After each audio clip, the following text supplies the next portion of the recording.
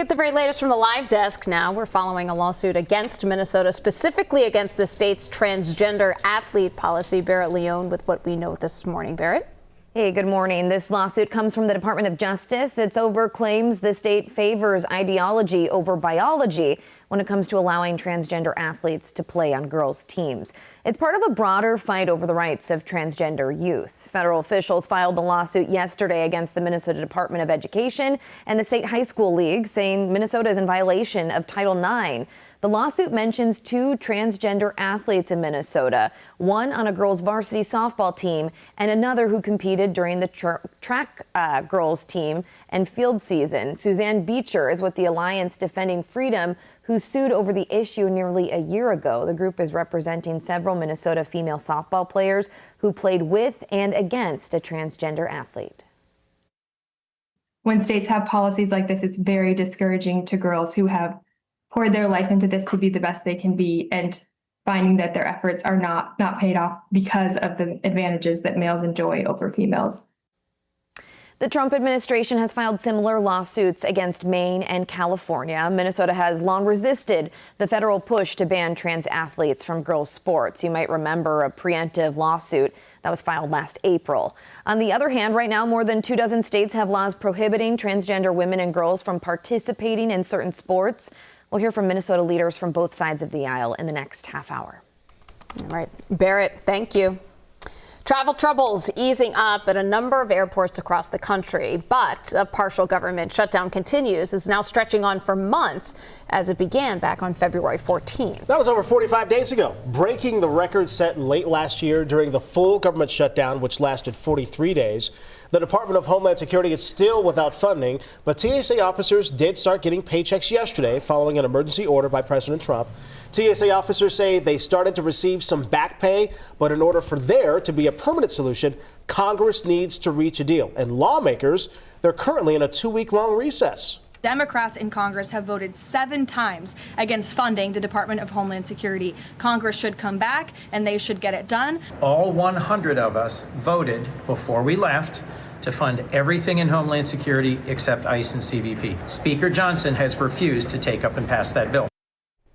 So over at MSP, travelers tell us that things are running smoothly. Union leaders say that while these paychecks will be enough to cover rent and groceries, they are still hoping that long-term solutions come soon. Will get made whole in the end. But the problem is a lot of people have been paying penalties and interest and other carrying charges for not having a regular income coming in the past month and a half. So I don't know what it's going to take to make us whole. Just catching up to the numbers that we were owed isn't quite going to do it. So even with the executive order to pay TSA employees, tens of thousands of other DHS employees are still going without pay because of the shutdown. The White House says that diplomacy is still a possibility in Iran as hundreds of U.S. special forces arrive in the region. As CBS News' Bradley Blackburn reports, President Trump says he wants possible options as he contemplates what to do next. Flames and thick smoke poured from an oil refinery in northern Israel after debris from an intercepted missile hit the facility. Iranian missiles also roared over Tel Aviv as sirens wailed. Iran is showing it still has firepower in the 5th week of the U.S.-Israeli war. The White House maintains U.S. strikes are crippling Iran's capabilities and that talks are progressing. It's no surprise that we are seeing the remaining elements of the regime become increasingly eager to end the destruction and come to the negotiating table while they still can. But an intelligence expert paints a different picture of the war. I think the Trump administration had underestimated what is happening. As President Trump considers sending in ground troops, possibly to open up the Strait of Hormuz to oil shipping or to seize Iran's uranium, some congressional Republicans are voicing their opposition. The last thing we want to do is put troops on the ground. It's something I do not support. Israeli troops were spotted near the Lebanese border as those caught in the middle of the conflict in southern Lebanon move into shelters far from home. This Lebanese man says the situation is very bad. His family is among more than 1 million residents displaced this month. Bradley Blackburn, CBS News, New York. And coming up in our next half hour, we're going to take a look at gas prices and how the war in Iran is impacting them here in the U.S. New this morning, the Becker County Sheriff's Office is investigating what led up to the deaths of a man and a child inside of a home. This happened in Holmesville Township. On Monday, a man called for a welfare check on his brother after he didn't show up for work. Well, when the sheriff's office arrived at the scene, they found a man and a child dead from apparent gunshot wounds.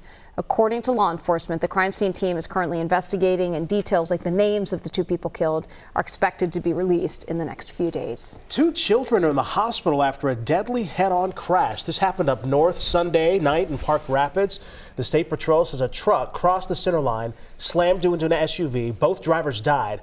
A 13-year-old girl riding in the SUV is fighting for her life, and a little boy in the truck is expected to survive. Investigators think the truck driver had been drinking before that crash. So kids may be starting fires in parts of the metro. Firefighters over in St. Anthony Village think it happened Saturday night at Silver Point Park. We did not see any obvious signs of damage when we stopped by there yesterday, but firefighters in nearby New Brighton say they have the same concerns. Now, they think it was kids who started 2 fires in the area over the weekend. Both cities offer free fire education programs, and they want parents to reach out if they think their children were involved.